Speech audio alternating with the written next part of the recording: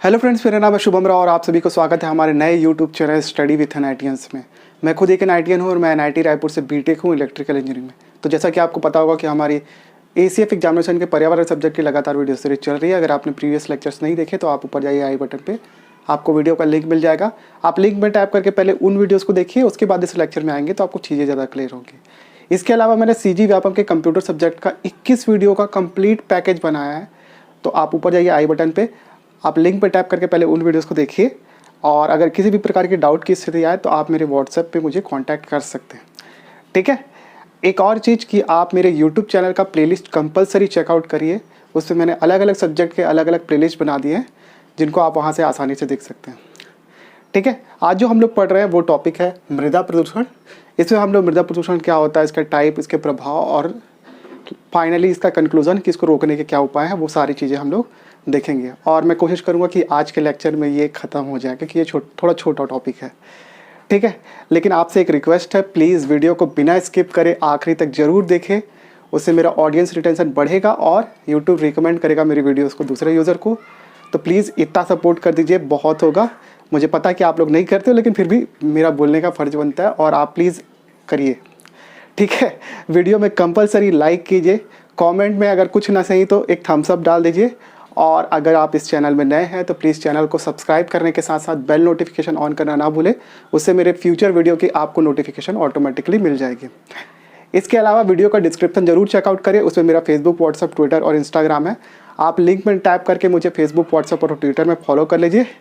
इसके अलावा आप हमारे व्हाट्सअप सपोर्ट ग्रुप से भी जुड़ सकते हैं, उसमें लड़के और लड़कियों के लिए अलग अलग ग्रुप है।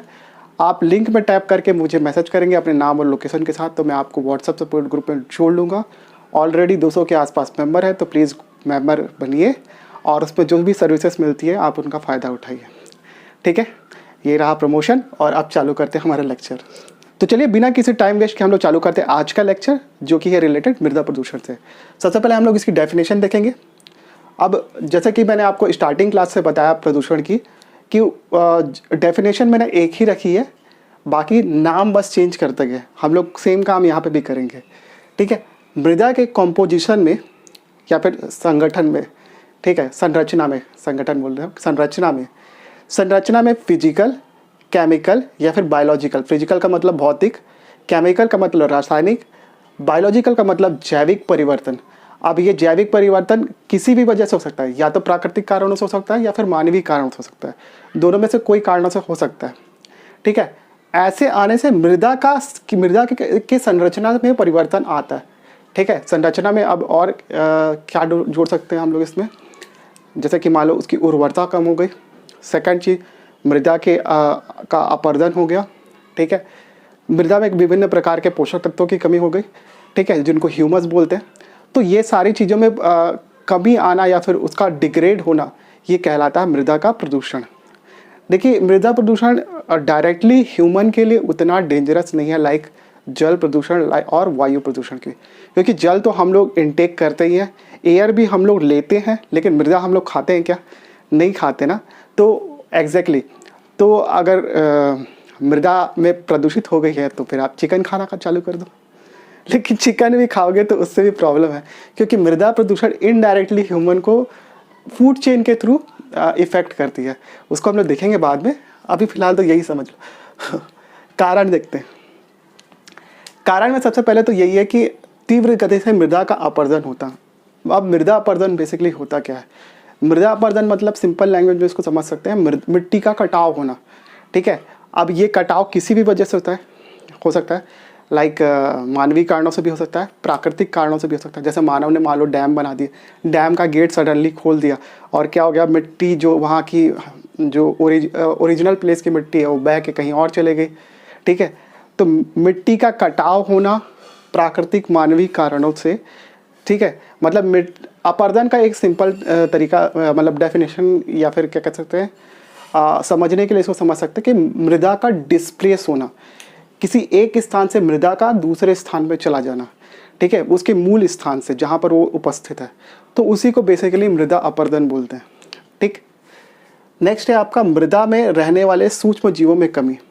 ठीक है। मृदा में ऐसे कई सारे सूक्ष्म जीव रहते हैं जो कि मिट्टी की उर्वरता के लिए बहुत ज़्यादा जरूरी होते हैं, क्योंकि वो कई तरीके से मृदा के जो कॉम्पोजिशन रहता है उसमें बहुत सारे पोषक तत्व ऐड करते रहते हैं। लाइक केचुआ, केचुआ परफेक्ट एग्जाम्पल है आपके ऐसे सूक्ष्म जीव है जो कि मृदा की आपके फर्टिलिटी को बढ़ाते हैं।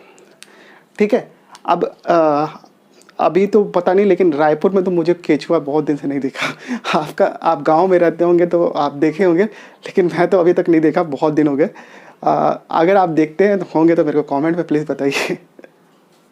तो बेसिकली क्या हो रहा है, ये कुछ ना कुछ वजह से, लाइक केमिकल की वजह से इन सारे सूक्ष्म जीवों का भी नाश हो रहा है। ठीक है, और इसको समझना बहुत ज़रूरी है। और ये मिट्टी के लिए उतना ही ज़रूरी है जितने दूसरे चीज़ें, लाइक हमारे कंपोस्ट वगैरह ये सब। तो प्राकृतिक रूप से कंपोस्ट बनाने का काम ये सब केचुए वेचुए लोग ही करते हैं। ठीक है, उसमें अलग से कोई कंपोस्ट डालना नहीं पड़ता है। इसके बाद है मृदा में नमी का कम होना। ठीक है, आपने देखा होगा कि जब वाटर लेवल किसी भी मिट्टी में कम हो जाता है तो मिट्टी क्या होती है, बीच से फट जाती है। ठीक है, और जितनी भी उसकी नमी है अगर वो चले गई तो बेसिकली वो अल्टीमेटली रिजल्ट करेगा किसके, मृदा अपर्दन के लिए। क्योंकि मिट्टी अगर सूख गई पूरी तो मृदा को या तो हवा उड़ा के लेके चले जाएगी या पानी उड़ा के लेके चले जाएगा। ठीक है, तो ये इसकी वजह से भी। नेक्स्ट है आपका तापमान में उतार चढ़ाव। तापमान के उतार चढ़ाव होने से भी मृदा में डायरेक्टली या फिर इनडायरेक्टली इम्पैक्ट पड़ता है। ठीक, एक है आपका मृदा में ह्यूमस की कमी। अब जैसे मैंने आपको थोड़ी देर पहले बोला कि ह्यूमस मतलब होता क्या है। ह्यूमस मतलब वो होता है प्राकृतिक रूप से तैयार कंपोस्ट। ठीक है, अगर नहीं समझ पाए तो एक बार समझ लेते हैं हम लोग। जैसे कि पेड़ पौधों एवं पत्तियों के, ठीक है, जो अवशेष नीचे गिरे रहते हैं वो धीरे धीरे जाके, क्योंकि वो बायोडिग्रेडेबल होते हैं, तो सूक्ष्म जीवों के द्वारा उनको छोटे छोटे भागों में बांट के और अल्टीमेटली वो एक तरीके से प्राकृतिक कंपोस्ट बन जाता है मृदा के ऊपर रहते रहते ही। ठीक है, और ये बेसिकली मृदा के सबसे ऊपर की लेयर कहलाती है ह्यूमस। ठीक है, और ये पोषक तत्वों से भरी होती है। लेकिन क्या हो रहा है कि कुछ वजह से मतलब मृदा में अगर ह्यूमस की कमी हो गई तो मृदा की अल्टीमेटली फर्टिलिटी या फिर उर्वरता पे असर पड़ता है। ठीक है, तो उसको एक तरीके का प्रदूषण ही काउंट करते हैं। नेक्स्ट है आपका मृदा में विभिन्न प्रदूषकों का प्रवेश। अब मान लीजिए हमने सीवेज का पानी मृदा में डाल दिया तो वो क्या करेगा, सीवेज के पानी को अल्टीमेटली एब्जॉर्ब कर लेगा। हमने किसी केमिकल फैक्ट्री का पानी हमने मृदा में डाल दिया तो वो केमिकल फैक्ट्री के पानी को भी एब्जॉर्ब कर लेगा। ठीक है, वो सब तो ठीक है, लेकिन जो मृदा के ऊपर या तो वो उस जगह ज़मीन को पूरा बंजर बना देगा केमिकल फैक्ट्री के, जैसा कि हम लोग पढ़ेंगे कि तांबे के फैक्ट्री से निकलने वाले जो पानी है उससे बेसिकली मृदा जो है वो पूरी बंजर हो जाती है। ठीक है, उसका इम्पैक्ट हम लोग देखेंगे। उसी तरीके से अगर मान लीजिए मृदा पूरी तरीके से बंजर भी नहीं हो पाई तो हम लोग जो उस पर जो भी खेती करेंगे तो जड़ों के माध्यम से वो पोषक तत्व एब्जॉर्ब करके कहाँ जाएंगे, फलों में। ठीक है, मतलब जो भी उसका फ्रूट होगा अब उसको खाएगा या तो जानवर या तो इंसान। अगर जानवर खाता है तो वो पूरे के पूरे फूड चेन को इम्पैक्ट करेगा, और अल्टीमेटली फूड चेन में सबसे ज़्यादा महत्वपूर्ण पर्सन कौन है, आदमी। तो जानवर को आदमी खाएगा और अल्टीमेटली आदमी को नुकसान होगा। तो देखिए मृदा का जो प्रदूषण है वो इनडायरेक्ट रूप से इंसानों को इम्पैक्ट करता है, डायरेक्ट रूप से इसका कोई इम्पैक्ट नहीं है। ठीक, क्योंकि आदमी मृदा नहीं खाता है। ठीक, समझना पड़ेगा। नेक्स्ट है आपका, अब मृदा के प्रदूषण अच्छा एक छूट गया। इसके अलावा कुछ डायरेक्ट सोर्स भी हैं जिनसे मृदा प्रभावित होती है, लाइक अम्ल वर्षा होने से मृदा में अम्लीयता बढ़ जाती है, तो उससे उसके फर्टिलिटी में चेंजेस आते हैं। उन्मूलन, ठीक है, इससे क्या होता है कि मृदा जो है वन अगर कट जाए तो बेसिकली आपका जो मृदा को बांध के रखने वाले तो वन ही है ना, तो उससे मृदा अपरदन की बहुत संभावना होती है। झूम कृषि का मतलब ये भी लगभग वही है। झूम कृषि में भी क्या किया जाता है, पूरे एरिया को काट के वहाँ पर उसे पहले जलाया जाता है और उसके बाद वहाँ पे कल्टीवेशन किया जाता है, फिर उसको दूसरी जगह वो वही सेम काम किया जाता है। ठीक है, और दूसरे जंगल साफ किए जाते हैं, तो उससे भी मृदा अपरदन भी होता है और मृदा का नुकसान भी होता है। ठीक है, तो ये 3 कारण आप जानते ही होंगे। नेक्स्ट जो है वो पढ़ेंगे कि मृदा प्रदूषण को मतलब मृदा प्रदूषण किस वजह से होती है, उस आधार पर इसको 5 भागों में क्लासीफाई किया गया है। सबसे पहले भौतिक स्रोत मतलब जो हमको दिखता है, ठीक है। अब वो दिखता किसी भी तरीके से हो सकता है, जैसे वर्षा जल की तीव्रता, ज़्यादा वर्षा होगी तो बेसिकली मृदा अपरदन ज़्यादा होगा, तो वो हमको दिखने लायक चीज़ है, तो इसको भौतिक स्रोत में काउंट किया जाता है। तापांतर की विविधता, अगर टेम्परेचर ज़्यादा पड़ेगा तो ऑब्वियसली मिट्टी का कटाव होगा, ठीक है, अपरदन होगा, जैसे कि हमने अभी डिस्कस किया। हवा की दिशा की अनिश्चितता, ठीक है, हवा भी मृदा अपरदन के लिए रिस्पॉन्सिबल है। तो मृदा को एक जगह से दूसरी जगह तक जितना पानी लेके जाता है उससे थोड़ा कम, लेकिन हवा भी कुछ मात्रा में डस्ट पार्टिकल के फॉर्म में मृदा को ट्रैवल कराता है। सैल की संरचना, मिट्टी बनी किससे है? चट्टानों से, और चट्टानों की संरचना में अगर परिवर्तन आ रहा है तो आपके मृदा के कॉम्पोजिशन में भी अल्टीमेटली फर्क पड़ेगा, ठीक। नेक्स्ट है आपका वनस्पति आवरण की विषमता, ठीक है। और आपको पता ही है कि जहाँ पर अगर अच्छे पेड़ हैं और बड़े पेड़ हैं तो वो मृदा को बांध के रखेंगे, जहाँ पे छोटे छोटे पेड़ हैं, पौधे हैं, वहाँ पर मृदा बंध नहीं पाएगी और अल्टीमेटली उसका अपरदन होगा। नेक्स्ट है आपका मिट्टी का गुण। अब मिट्टी का गुण प्रभावित होता है मानवीय कारकों से या फिर प्राकृतिक कारणों से, ठीक है, तो उससे भी मृदा का प्रदूषण होता है। ये सारी चीज़ें भौतिक स्रोत के अंतर्गत आएगी, जिसको हम लोग देख सकते हैं कि हाँ ये है। तो इसके अलावा कुछ जैव कारक भी होते हैं जो कि मृदा की उर्वरता को घटाते हैं, ठीक है। और जैव कारक मतलब हम मनुष्य और जो जीव जंतु रहते हैं, मतलब जीवित प्राणी, ठीक है, उनकी वजह से मृदा के भी कंपोजिशन में चेंज आता है, तो वो भी भौतिक कारक में शामिल होते हैं, ठीक है। तो मैं यहाँ पर जगह नहीं थी तो इसलिए लिखा नहीं, मैंने आपको नरेट करके बता देता हूँ कि कौन कौन से आपके जैव कारकों की वजह से आपका मृदा प्रदूषित होती है। सबसे पहले है मनुष्यों द्वारा परित्यक्त रोगजनक सूक्ष्म जीव, ठीक है। अब इंसान के पेट में भी कई सारे कीड़े वेड़े रहते हैं, ठीक है। अब जो लोग खुले में शौच करते थे उनके आपके पेट से निकलने वाले कीड़े अल्टीमेटली कहाँ जा रहे हैं? मृदा में ही जा रहे हैं, ठीक है। इसके अलावा जो सीवेज का पानी है वो भी तो इंसान के मल मूत्र का ही पानी है ना, और वो अल्टीमेटली जाके कहीं ना कहीं पानी में मिलने से पहले तो मृदा में जाके एब्जॉर्ब होगा ना, तो वो सब उससे भी आपका जो मनुष्य के पेट में रहने वाले जीव थे वो अल्टीमेटली मृदा में जा रहे थे, जो कि मृदा के कॉम्पोजिशन को इफेक्ट करते हैं, ठीक है। इसके अलावा पालतू जीव एवं मवेशियों द्वारा भी जो भी सूक्ष्म जीव परित्यक्त किए जाते थे वो भी अल्टीमेटली मृदा में जा रहे थे।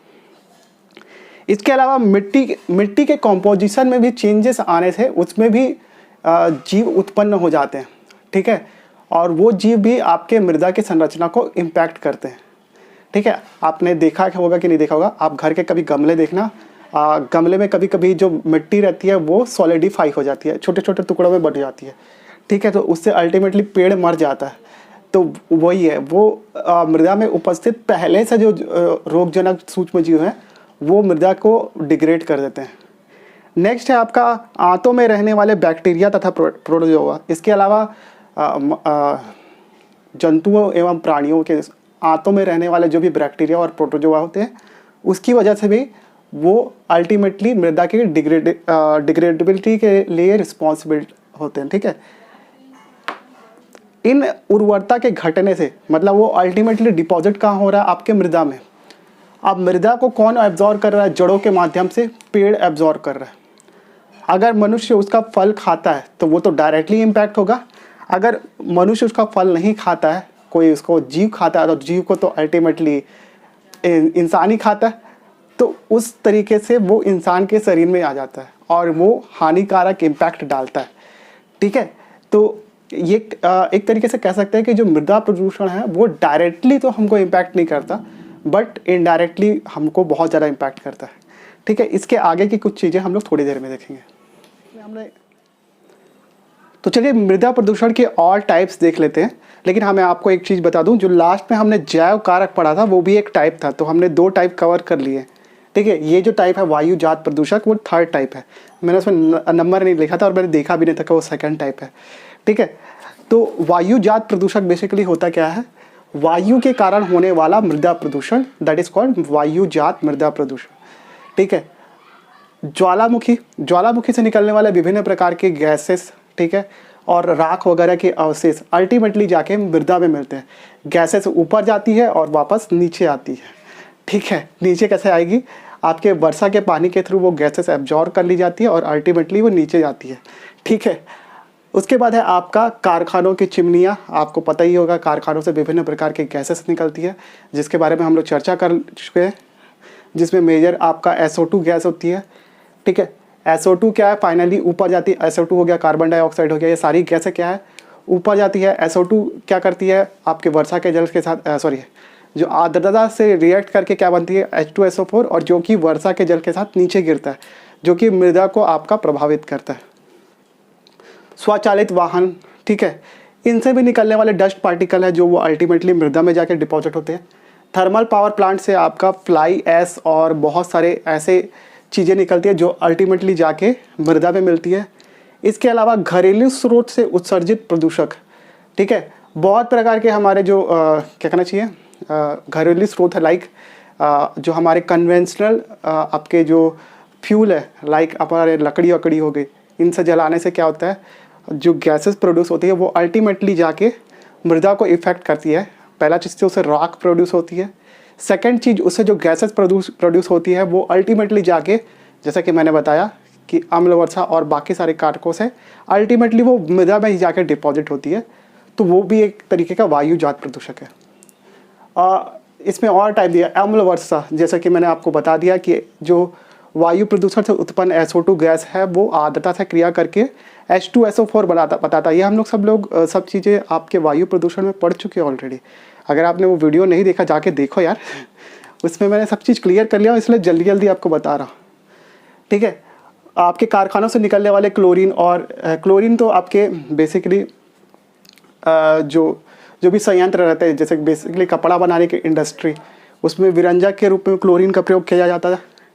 ठीक है, और आपका नाइट्रोजन गैस, इससे भी आपका अल्टीमेटली मृदा प्रभावित होती है।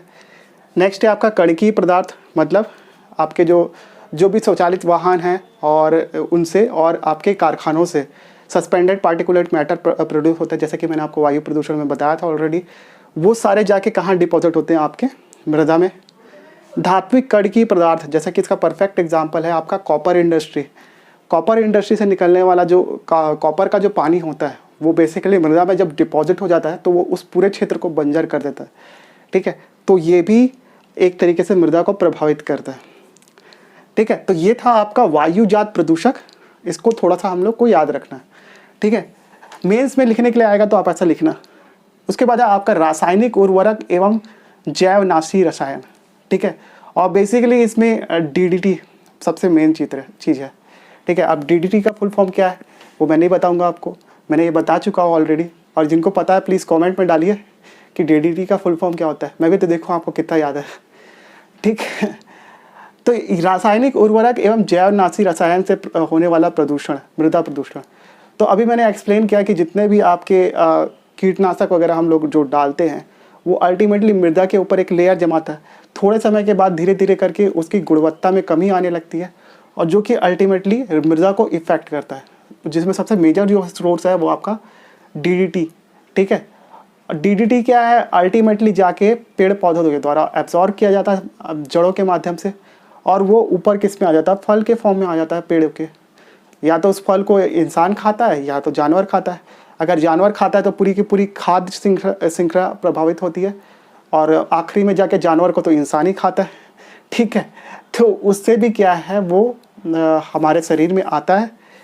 लेकिन इसके मृत्यु को एक टाइप बोलते हैं रेंगती मृत्यु, मतलब आपकी इंस्टेंट डेथ नहीं होगी, धीरे धीरे करके डेथ होगी। इसको रेंगती मृत्यु या फिर क्रीपिंग डेथ बोला जाता है। ठीक है, तो ये टर्मिनोलॉजी आप याद रखना।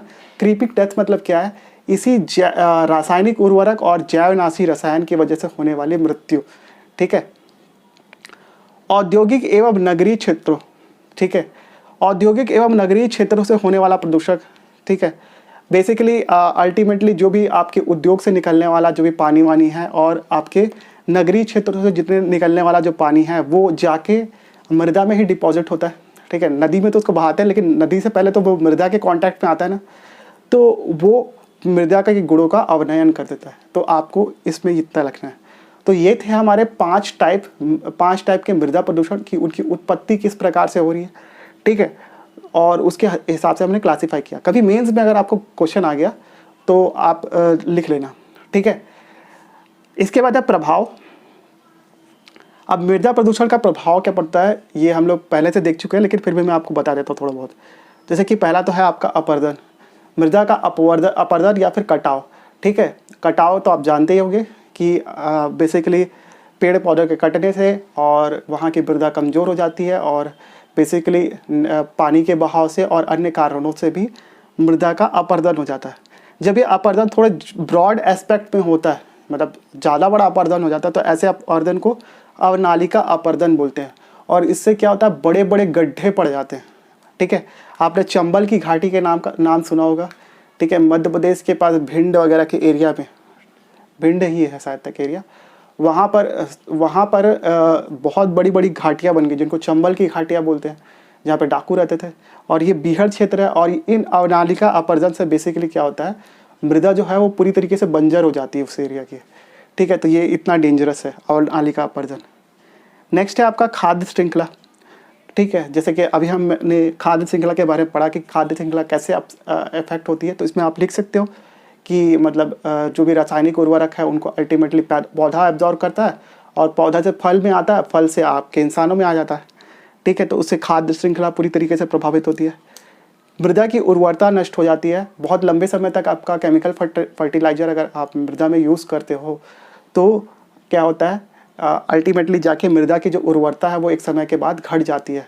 इसलिए सॉइल टेस्टिंग की जाती है आपके खेती वेती करने से पहले। ठीक है, अभी तो आपको पता होगा कि करंट तो मैंने पढ़ाया नहीं है, और मैं वादा ही करे जा रहा हूँ कि आपसे करंट पढ़ाऊँगा करके। लेकिन अभी जो एक लेटेस्ट एक्सपेरिमेंट हुआ है उसमें ये है कि एक बोरी जो यूरिया है उसको रिप्लेस कर दिया गया है 500 ml की एक बॉटल से, जिसको नैनो यूरिया बोला जाता है। ठीक है, ये मैंने ग्रुप में भी भेजा था, इसके बारे में एक आर्टिकल आया था। नैनो यूरिया से क्या है कि आपका जो केमिकल फर्टिलाइज़र है बेसिकली यूरिया, उसके पर निर्भरता कम पड़ेगी, और नैनो यूरिया जो है वो बहुत ही कन्वीनियंट है। इसके ऊपर टेस्टिंग कर चुकी है ऑलरेडी सरकार, और इसको लॉन्च भी कर दिया गया है। ठीक है, अभी मेरे को नहीं पता यहाँ पर आया है कि नहीं आया, लेकिन उसके बारे में पेपर में अच्छा खासा आर्टिकल दिया था। चेक करना अगर ग्रुप में किसी ने नहीं देखा होगा तो। ठीक है, इसलिए बोल रहा हूँ यार, मेरे व्हाट्सएप सपोर्ट ग्रुप से जुड़ो, मैं सारी चीज़ें वहाँ पे भेजता रहता हूँ। इसके बारे में बैक्टीरिया और सूक्ष्मजीव। बेसिकली मृदा प्रदूषण होने से बैक्टीरिया और सूक्ष्मजीव की मृत्यु हो जाती है, जो कि अल्टीमेटली मृदा की फर्टिलिटी को इन्फेक्ट करता है। ठीक है, जितने भी प्रकार के जो भी आपके कंपोस्ट जो प्रोड्यूस होते थे, बेसिकली प्रोड्यूस कौन करता है, आपकी जो मृदा में उपस्थित बैक्टीरिया और सूक्ष्मजीव होते हैं। लेकिन जब वही मर जाएंगे तो फिर उसको कंपोस्ट में कन्वर्ट कौन करेगा, तो मृदा का उससे उर्वरता नष्ट होती है। ठीक है, ये इंपॉर्टेंट है। इसके बाद है वैश्विक तापन। ठीक है, मृदा के अपरदन से बेसिकली क्या है, पेड़ पौधे के कटने से मृदा का अपरदन होता है। मृदा का अपरदन होने से पेड़ पौधे कटेंगे, ठीक है, गिरेंगे, और अल्टीमेटली पेड़ नहीं रहेगा तो यार बेसिकली क्या होगा, पानी नहीं गिरेगा। पानी नहीं गिरेगा तो क्या होगा, मौसम चक्र में परिवर्तन आएगा, तापमान में वृद्धि होगी, और फाइनली जब ये सब फैक्टर होंगे तो अल्टीमेटली ह्यूमन को इफेक्ट पड़ेगा। ठीक है, वर्षा की अनियमितता, वर्षा ना होना, ये सभी अल्टीमेटली इम्पैक्ट किसकी वजह से होता है, मृदा के प्रदूषण की वजह से। ठीक है, तो हमने इतनी सारी चीज़ें देखी। इसके बाद मृदा प्रदूषण को रोकने के क्या क्या हमने उपाय किए हैं और क्या कर सकते हैं उसके बारे में हम लोग थोड़ी देर में देखेंगे। तो चलिए, मृदा प्रदूषण के नियंत्रण के क्या उपाय हैं और हम क्या कर सकते हैं उसके बारे में चर्चा करें। और इस टाइप का क्वेश्चन आपके डिस्क्रिप्टिव राइटिंग में आ सकता है। तो सबसे पहले तो आपका कीटनाशकों का प्रयोग कम करना, ये सबको पता है। ठीक है, उसकी जगह समन्वित कीट प्रबंध, मतलब कीटों को दूसरी तरीके से प्रबंध करने के उपाय ढूंढना। ठीक है, रासायनिक उर्वरक का प्रयोग कम करना, इसकी जगह हमको पादप पोषण प्रबंध का प्रयोग कर, मतलब पादपों को किसी और प्रकार से पोषण मिल सके उसके लिए प्रबंध करना। ठीक है, इसको पादप पोषण प्रबंध बोलते हैं। नेक्स्ट है आपका दलहन कृषि को प्रोत्साहन करना, क्योंकि दलहन से क्या है, उनकी जड़ों में राइजोबियम रहते हैं, और राइजोबियम जो है वो अल्टीमेटली जो भी जितनी भी प्रकार की नाइट्रोजन युक्त जो भी फर्टिलिटी जो भी पौधे को मिलनी चाहिए उसको एब्जॉर्ब करके मृदा में डिपॉजिट करते हैं, जो कि जिससे मृदा की उर्वरता बढ़ती है। ठीक है, तो दलहन कृषि को प्रोत्साहन करना, थोड़ा बहुत इसके बारे में बताना कि ऐसा होता है, और जागरूकता फैलाना मेन चीज़। DDT को प्रतिबंधित करना या फिर इसके जो भी यूजेस है उसको कम करना। ठीक है। अगर आपके मृदा जो है वो अम्लीय हो गई या फिर लवणता उस पर अधिक हो गई है, तो उस केस में आपको क्या करना है, जिप्सम एवं पायराइट्स का प्रयोग करना है, ताकि मृदा का प्रबंधन अच्छी तरीके से हो सके और उसकी उर्वरता को वापस मेंटेन किया जा सके। नेक्स्ट है आपका वनों का कटाव को कम करना। और वन तो कटेंगे ही कटेंगे, लेकिन हमको वन लगाना भी चाहिए ठीक है। इसीलिए छत्तीसगढ़ सरकार ने वृक्षारोपण कार्यक्रम लॉन्च किया। पता है कि नहीं पता है? करंट पढ़ते हो कि नहीं पढ़ते हो यार? मैं इतने सारे करंट के कटिंग्स भेजता हूँ, देखा करो कम से कम उन लोग को, ठीक है। तो ये तो पता ही होगा। इसके बाद है झूम कल्टीवेशन या फिर आपका झूम कृषि को कम करना, कम ही करना, क्योंकि हम लोग आदिवासी के क्षेत्रों में हस्तक्षेप नहीं कर सकते। पता है अनुसूची 5 नहीं पता कि संविधान नहीं पढ़े हो? पढ़ लेना थोड़ा सा, उसके बारे में पता चल जाएगा। बाढ़ प्रबंधन, बाढ़ों से भी आपका मृदा का कटाव होता है, ठीक है। तो उसको प्रबंधन करने के लिए उपाय करना, ठीक है। भूमि उपयोग एवं फसल का प्रबंधन करना। अब जितनी भी प्रकार के भूमि कृषि योग्य है उसमें उसका मैनेजमेंट करना। सेकंड आपका फसल प्रबंधन में कैसे करना, एक ही प्रकार की अगर हम लोग बार बार फसल लगाते रहते हैं तो क्या होता है, मृदा के अंदर से वो जो पोषक तत्व जो उस पर्टिकुलर फसल को चाहिए रहता है वो तो एब्जॉर्ब हो जाता है और उसकी फर्टिलिटी एक समय बाद रिड्यूस होने लगती है। तो हमको बदल बदल के फसल लगाने के लिए प्रोत्साहन करना, उसी को बोलते हैं फसल का प्रबंधन करना। आजकल तो बहुत सारी चीज़ें सुविधा हो गई है कि सबसे पहले आपका सॉइल टेस्टिंग किया जाता है।